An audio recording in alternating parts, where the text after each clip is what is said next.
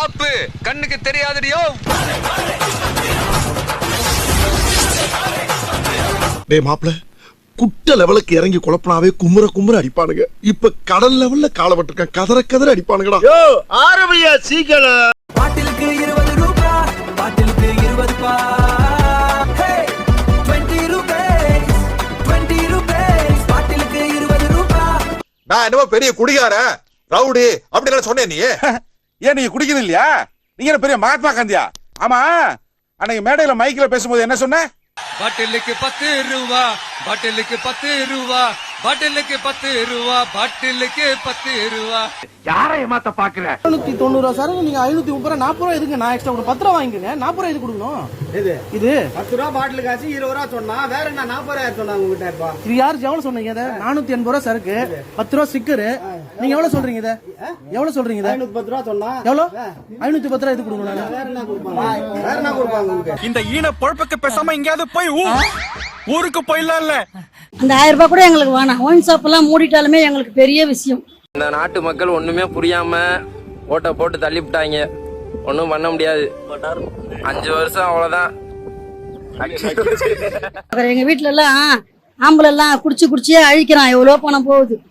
இந்த 1000 ரூபாய் எல்லாம் பெருசே கிடையாது. போதை பொருள் இல்லாம நல்ல ஆட்சி இருந்ததுன்னா எங்களுக்கு அதுவே பெரிய விஷயம். போதைப் பொருள் இல்லாத தமிழகத்தை உருவாக்குறேன்னாங்க. பெண்களுக்கு பாதுகாப்பு, இதுதான் மேஜரா நாங்க பண்ணுவோம்னு சொன்னாங்க.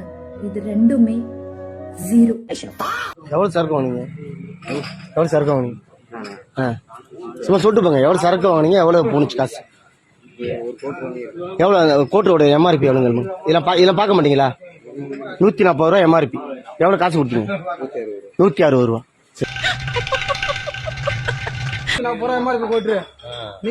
எம்ஆர்பி கோட்டு 140 தான். 160 கொடுக்குது என்ன வேலை? நம்ம ஒண்ணு திமுக கிடையாது. நம்ம பொய் செய்யல, மக்களுக்கு நல்ல செய்ய வந்திருக்கோம். சரிங்களா? என் மண்ணுக்கும் மக்களுக்கும் யார் என்ன தீங்கு செஞ்சாலும் அதை எதிர்த்து அவங்க கிட்ட இருந்து நம்ம மக்களை பாதுகாக்கிறதுக்காக தான் நம்ம அரசியலுக்கே வந்திருக்கிறோம். அது என்னமா அப்ப கொஞ்சம் கூட வெக்கப்படாம பேசிட்டேன். மாணவி ஒருவர் தற்கொலை செய்து கொண்டார். அந்த தற்கொலைக்கு இன்ஸ்டாகிராம் மூலம் பழகிய வாலிபரின் மிரட்டலே காரணம் என்பதால் அந்த இளைஞர் மீது இதுவரை நடவடிக்கை எடுக்காததை கண்டித்து தான் நம்மளுடைய ஆட்சியில சட்டம் ஒழுங்குல சமரசமே இருக்காது. அதனாலதான் இவ்வளவு ஸ்ட்ராங்கா சொல்றோம். தைரியமா இருங்க மக்களே.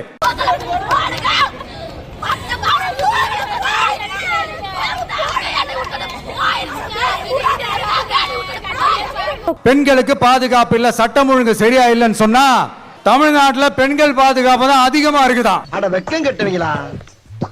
இதுக்கு எதுக்குடா வெள்ளையங்கிலி மாலையன்னு?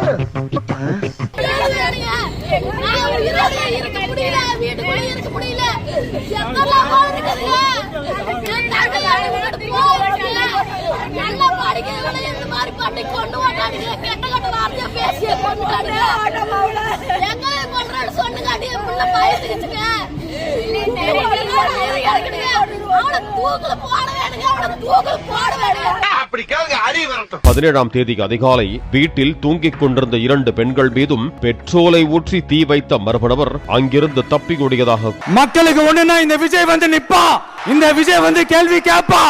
இந்த விஜய் எப்பவுமே மக்கள் பக்கம் தான். மானம் கெட்ட அயோக்கிய பள்ளிலாம், பொழப்பத்தை புழுத்த வேலையலாம். மாற்றுத்திறனாளி பெண்ணுக்கு காரில் லிப்ட் கொடுப்பதாக கூறி அழைத்து சென்று பாலியல் தொல்லை கொடுத்ததாக ஒருவரை பிடித்து போலீசார் விசாரித்து வருகின்றனர். நீங்க சொல்லுங்க மக்களே, பெண்கள் பாதுகாப்பு இருக்கு, சட்டம் ஒழுங்கு சரியா இருக்கு? கேக்குதா சார்? இதுதான் ரியாலிட்டி, இதுதான் நிஜம். இதுக்கு 4 பேர்ட்ட மூத்திரத்தை வாங்கி மடக்கு குடிக்க வேண்டியதானே? ஏன்டா இந்த வேலை பாக்குறீங்க? என் மண்ணுக்கும் மக்களுக்கும் யார் என்ன தீங்கு செஞ்சாலும் அதை எதிர்த்து அவங்க கிட்ட இருந்து நம்ம மக்களை பாதுகாக்கிறதுக்காக தான் நம்ம அரசியலுக்கே வந்திருக்கிறோம். இதெல்லாம் சொல்லிட்டு மக்களை ஏமாத்துறது யாரோட ஆட்சி இல்லைங்க, டிவிக்கேடா. நீங்க ஒழுங்கா ஆட்சி நடத்திருந்தீங்கன்னா பெண்கள் பாதுகாப்பு ஒழுங்கா இருந்திருக்கும், சட்டம் ஒழுங்கு சரியா இருந்திருக்கும். கேள்வியா கேக்குறீங்க, நீ வந்தா என்ன செய்வ? அதானே கேக்குறீங்க. கரெக்ட், கேட்கணும். திருச்சியில் தன்னை திருமணம் செய்ய மறுத்த கல்லூரி மாணவியை பட்டப்பகலில் கொடூரமாக தாக்கி கீழே தள்ளி அவரின் தலையில் கல்லால் அடித்த இளைஞனை. ஒரு பப்ளிக் பிளேஸ்ங்க அது. அந்த பப்ளிக் பிளேஸ்ல ஒரு காதலன் என்ன பண்றானா, அந்த பொண்ணோட தலையில கல்ல போட்டு நங்கு நங்கு நங்குன்னு அடிக்கிறான். இப்ப இதுக்கு யார் காரணம்? உங்க கூற்றுப்படியே எடுத்துக்கொண்டால் இதுக்கும் இப்போ டிவிக்கே தானே காரணம்னு எல்லாரும் சொல்லணும். பேய்க்கு பேன் பார்த்த பேப்பாயில குடும்பமே மூஞ்சில காரி துப்புற அளவுக்கு கொண்டு வந்துட்டேடா. கள்ளச்சந்தையில் மது விற்பனை அட நார பயலுகளா, எந்த தொழிலும் பண்ண விட மாட்டேங்கிறாங்களே. கள்ளச்சந்தையில் மது விற்பனை தொடர்பாக புகார் அளித்ததால் ஆத்திரம் ஏற்பட்டு தாக்குதல் முயற்சி மேற்கொள்ளப்பட்டிருக்கிறது. சின்ன பொண்ணுவின் வீட்டிற்கு சென்று தாக்குதலில் ஈடுபட்டிருக்கிறது மது விற்பனை கும்பல். நீங்க ஒழுங்கா ஆட்சி நடத்திருந்தீங்கன்னா பெண்கள் பாதுகாப்பு ஒழுங்கா இருந்திருக்கும், சட்டம் ஒழுங்கு சரியா இருந்திருக்கும். தனி பிரிவு போலீசாருக்கு தகவல் அளித்தது எப்படி கள்ளத்தனமாக அந்த மது விற்பனை கும்பலுக்கு தெரிய வந்தது எனவும் காவல்துறை தரப்பில் விசாரணை மேற்கொள்ள வேண்டும் எனவும் அந்த பொதுமக்கள் கோரிக்கை விடுத்திருக்கிறார்கள். நீங்க சொல்லுங்க மக்களே, பெண்கள் பாதுகாப்பு இருக்கு, சட்டம் ஒழுங்கு சரியா இருக்கு, கேக்குதா சார்? இதுதான் ரியாலிட்டி, இதுதான் நிஜம். கொஞ்சம் அங்கே பாரு கண்ணா. டாஸ்மாக் கடை அருகே வசிக்கும் கூலி தொழிலாளியான ரவி என்பவரின் மனைவி சின்ன பொண்ணு கடந்த 2 நாட்களுக்கு முன்பு இந்த பொன்னை காவல் நிலையத்துல அந்த தனி பிரிவு போலீசாருக்கு இது குறித்து ஒரு ரகசிய தகவலை தெரிவித்திருக்கிறார், இங்கு மது விற்கப்படுவதாகவும். இந்த நிலையில் போலீசார்கள் தகவல் கொடுத்தும் அந்த சின்ன பொண்ணுதான் என்பது மது விற்பனை கும்பலுக்கு அந்த தகவலானது தெரிய வந்திருக்கிறது. இதனால் ஆத்திரமடைந்த குமரேசனின் தம்பி சுதாகர் என்பவர் நேற்று மாலை வேளையில் சின்ன பொண்ணுவின் வீட்டிற்கே சென்று எங்கள் மீதே வந்து போலீசில் புகார் கொடுக்கிறேன் என்று கேட்டு அங்கிருந்த பெண்களையும் அவர் தாக்கியுள்ளார்.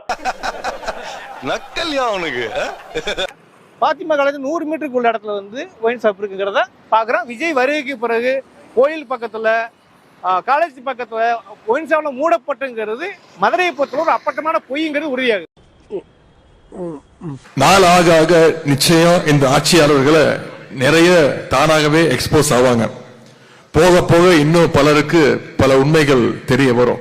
அப்படிங்களா? ரொம்ப சந்தோஷம். ஒரு 1000 பேருக்கு மேல வர்றாங்க, வேணும்னே காய்கறி மேல வந்து விழுகுறாங்க. அது இறங்கி வரும்போதே அது தக்காளிக்கார அம்மா மேல விழுந்துடுறாங்க, ரொம்ப சண்டை போடுறாங்க, அசிங்க அசிங்கமா கெட்ட வார்த்தை வேற பேசுறாங்க. காலேஜ் பக்கத்துல பக்கத்துல இங்க ஃபாத்திமா காலேஜ் வேற இருக்கு, பக்கத்துல 100 மீட்டருக்குள்ளதான் இருக்கும். இந்த பெண்டு தான் இருக்கு. இல்ல இல்ல உள்ளுக்குள்ள உறுத்தல பொறம்ப அப்படின்னு உங்க மனசாட்சி உங்களை பார்த்து கேள்வி கேட்காத மிஸ்டர் பாட்சாரதி.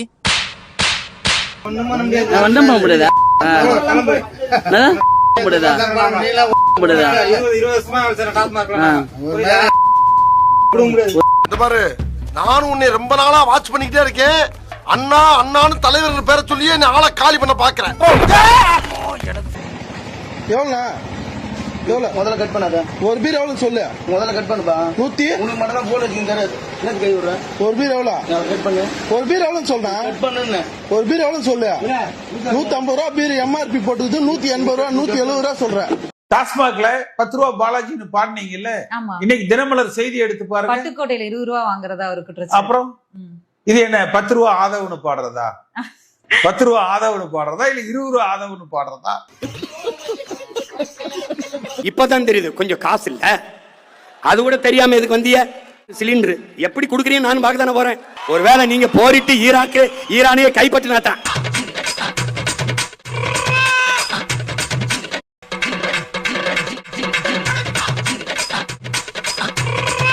நீ தூய சக்தியா, ஒரிஜினல் தீய சக்தியா?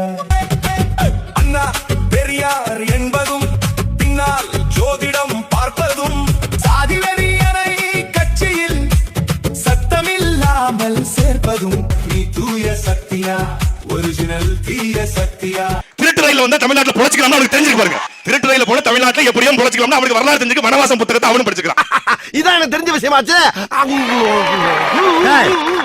எங்களுக்கே இப்பதான் தெரியும். தியாகராய நகர் வாணி மகாலில் நடிகர் ஜெயம் ரவியின் தந்தை எடிட்டர் மோகன், தாய் வரலட்சுமி ஆகியோர் எழுதிய நூல்களின் வெளியீட்டு விழா நடந்தது. இதில் நடிகர் பிரபு, நடிகர் விஜயின் தந்தையும் இயக்குனருமான S.A. சந்திரசேகர் ஆகியோர் கலந்து கொண்டு நூல்களை வெளியிட்டனர்.